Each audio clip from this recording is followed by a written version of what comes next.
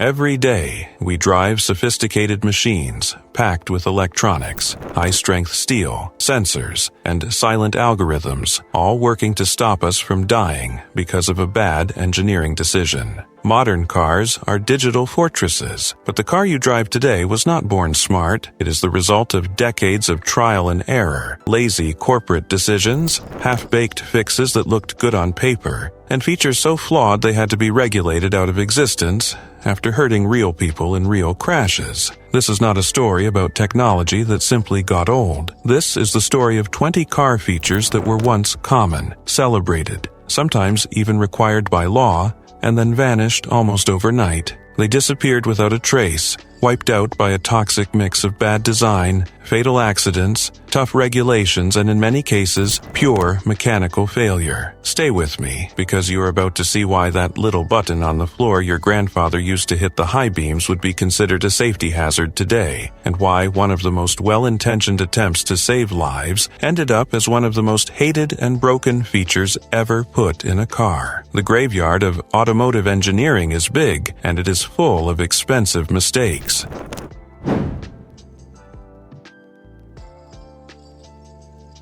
The auto industry has a crowded cemetery. On one side, genuinely smart ideas that died too soon. On the other, terrible ideas that survived far longer than they should have. In the middle, a long list of half-right, half-wrong solutions built to satisfy temporary rules, marketing trends, or loopholes instead of real safety. Think of it as the law of scars. Every feature on this list is a scar, a reminder that something had to go wrong, loudly and publicly, before anyone changed it. Now let's start our countdown. 20 features that were once normal, stylish, or even mandatory, and that today are almost gone, buried by better engineering, stricter laws, or corporate embarrassment.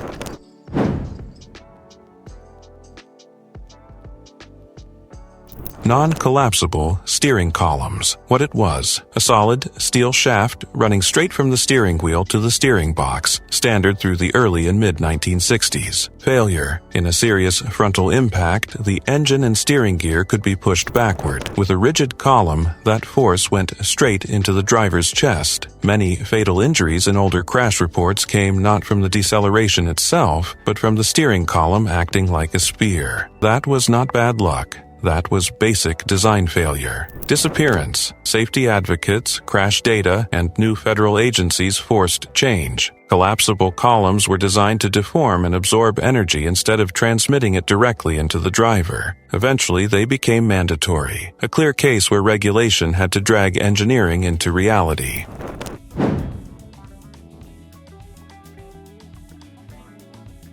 Lap-only seat belts. What it was: belts that went only across the lap, common in front and rear seats. Failure: better than nothing, but dangerous in real crashes. In a frontal impact, the body rotates over the lap belt. The so-called submarining effect drives force into soft tissue in the spine. That meant crushed organs and serious lumbar injuries, especially for children and shorter adults. Disappearance: 3-point belts distribute energy across shoulder, chest, and pelvis, using stronger bones instead of soft tissue. As data accumulated, lap-only belts became impossible to defend. They faded out of new designs and are now a red flag in older cars.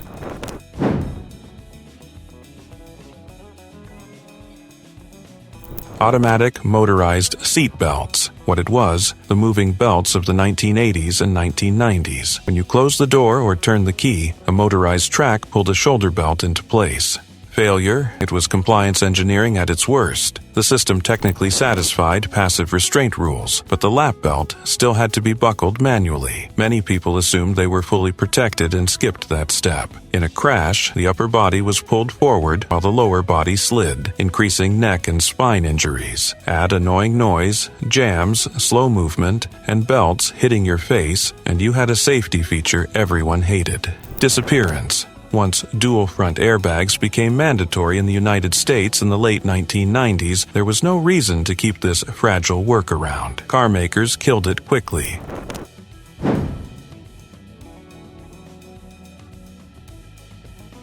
Fixed metal hood ornaments. What it was: solid metal mascots mounted at the edge of the hood. Prestige symbols like the Jaguar Leaper or classic Cadillac crests. Failure. In a pedestrian impact, those rigid ornaments could cause deep, penetrating injuries. As pedestrian safety moved into focus, leaving a sharpened metal object at head or chest height became indefensible. Disappearance. Regulations and liability concerns pushed brands to redesign ornaments to retract, flex, or disappear entirely. Today, fixed blades of metal on the hood are mostly museum pieces.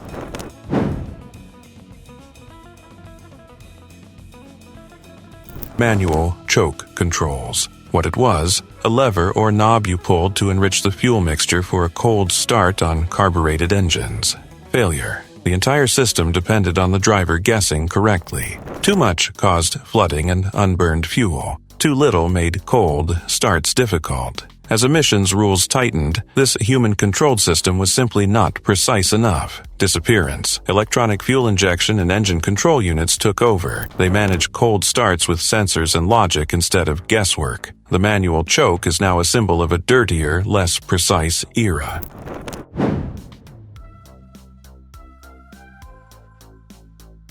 Pop-up headlights. What it was: flip-up headlights on sports cars and coupes, hidden when off and rising into place when needed. They looked amazing. Failure. The mechanisms were complex and weak. Motors burned out, linkages jammed, and in winter they froze half open. One eye up, one eye down became a running joke. Raised units also created hard, angular surfaces that performed poorly in pedestrian impact tests. They added weight, cost, and warranty claims. Disappearance. Modern lighting technology made slim, fixed lights far more effective. Combined with safety and reliability concerns, pop-ups were phased out.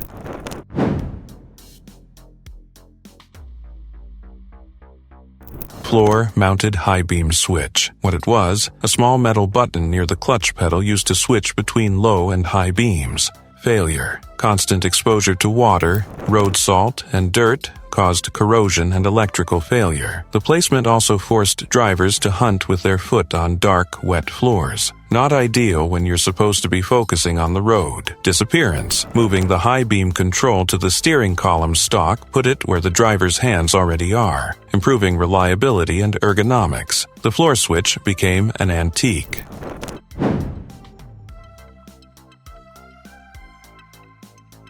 Column shifters. What it was: a shift lever on the steering column, popular on big American sedans and trucks so 3 people could sit in front. Failure. In manual transmissions, long linkages made shifts vague and prone to wear. My shifts were common. As sportier driving positions, center consoles, and more complex safety systems arrived, the column shifter made less sense. Disappearance. Floor-mounted shifters and later electronic selectors took over. Column shifters survive in a few trucks and specialty vehicles, but as a mainstream default, they are gone.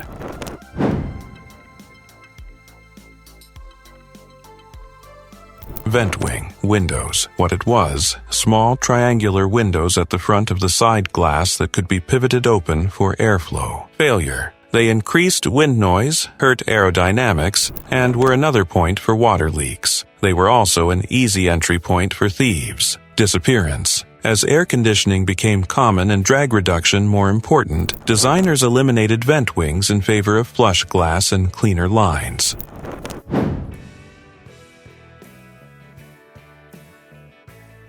Vinyl roofs. What it was: a padded vinyl covering applied over the steel roof to mimic a convertible look. Failure. The vinyl aged badly. It cracked, faded, and trapped moisture between the skin and the metal roof. That led to hidden rust and structural issues. What started as a luxury image often ended as expensive repair. Disappearance. Changing tastes and high warranty costs killed the trend. Modern paint, panoramic glass, and sunroofs replaced the fake soft top.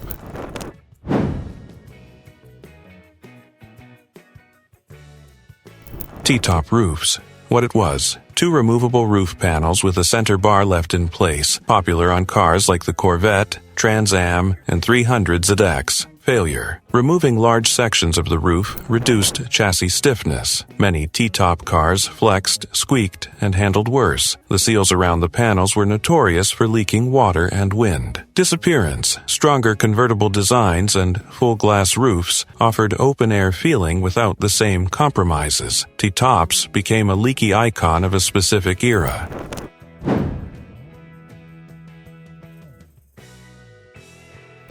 Full-size spare tires. What it was, a fifth wheel and tire, matching the ones on the car. Failure. From a modern perspective, weight and space. A full-size spare can weigh 40 pounds or more and eats trunk volume. As fuel economy and emissions targets tightened, that extra mass became a cost. Disappearance. Space-saver spares, sealant kits, and run-flat tires replaced them in many vehicles. Owners lost true redundancy, but manufacturers gained efficiency.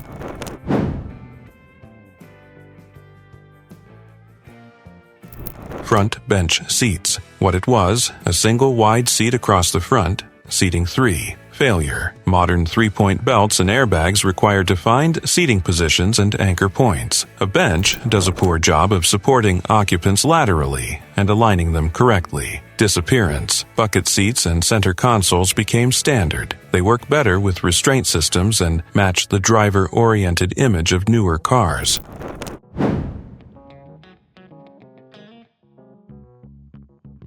Cassette decks and 8-track players. What it was, early in car music freedom. Failure. 8-track tapes suffered from poor fidelity and mechanical issues. Cassettes were better, but still wore out, jammed, and offered limited quality. Disappearance, compact discs, then digital audio and streaming made analog tape-based systems feel crude and unreliable. Today, tape players survive only in classic cars and nostalgia builds.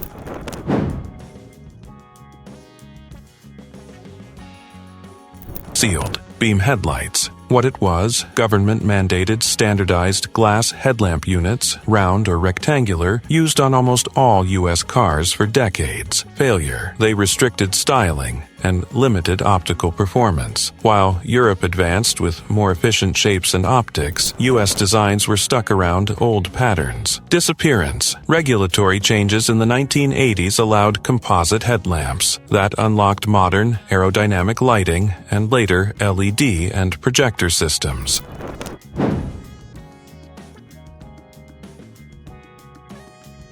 Built-in ashtrays and cigarette lighters. What it was, standard equipment in almost every car. Failure, social and health realities caught up. Smoking rates dropped, and the presence of heavy ash use inside a car became a resale and cleanliness problem instead of a selling point. Disappearance. The lighter socket became a general 12-volt outlet, then USB. Many new cars offer ashtrays only as optional accessories, if at all.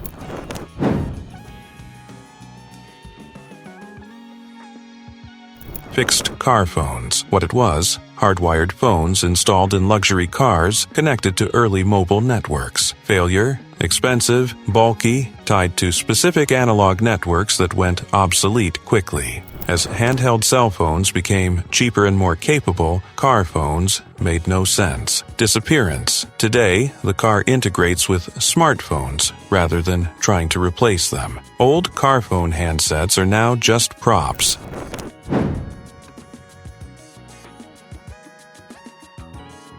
Power telescoping antennas. What it was, electric antennas that extended when the radio was on and retracted when it was off. Failure, mechanically fragile. They jammed with dirt or ice, broke easily, and cost money to fix. Disappearance. Short fixed antennas, shark fin housings, and glass-embedded elements do the same job with fewer problems.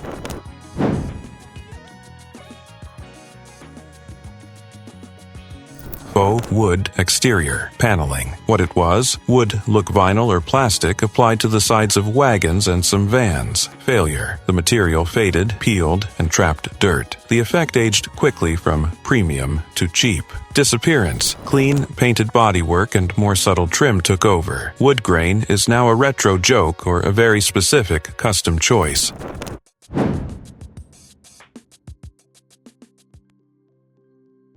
mechanical, and bimetal gauges. What it was, old-style fuel and temperature gauges that were non-linear, slow, and often inaccurate. Failure. Needles that stayed on full too long then dropped suddenly, or temperature readings that were more suggestion than fact, created confusion and risk. Disappearance. Electronic senders and digital processing made readings more stable and predictable. Many modern cars even estimate remaining range and warn the driver with far more nuance. It is strangely fitting and a little unsettling that so many features once marketed as luxury, safety, or cutting-edge tech vanished, not because they were outdated, but because they turned out to be dangerous, fragile, or fundamentally flawed when the data finally caught up. Rigid columns, motorized belts, sharp ornaments, roof treatments that hid rust, leaky T-tops, noisy vent windows, weak lights locked in by regulation. All of them are part of the price paid to get to the safer cars we have now. The car you drive today is better not only because technology improved, but because all of this went wrong first. That is the real story behind automotive progress. If you are into this darker side of car history, the weird solutions, the corporate decisions that backfired in the real world, subscribe to Remember That Car and turn on notifications so you do not miss what comes next. Tell us in the comments, which of these 20 vanished features do you think was the biggest engineering failure? The motorized belt nobody wanted, the pop-up headlight that kept breaking, the lethal steering column, the hood ornament spear, or something you remember from your own experience. Keep watching, because in upcoming episodes we are going deeper into the crash tests, the lawsuits, the internal memos, and the cover-ups that finally forced automakers to stop pretending and start engineering for survival.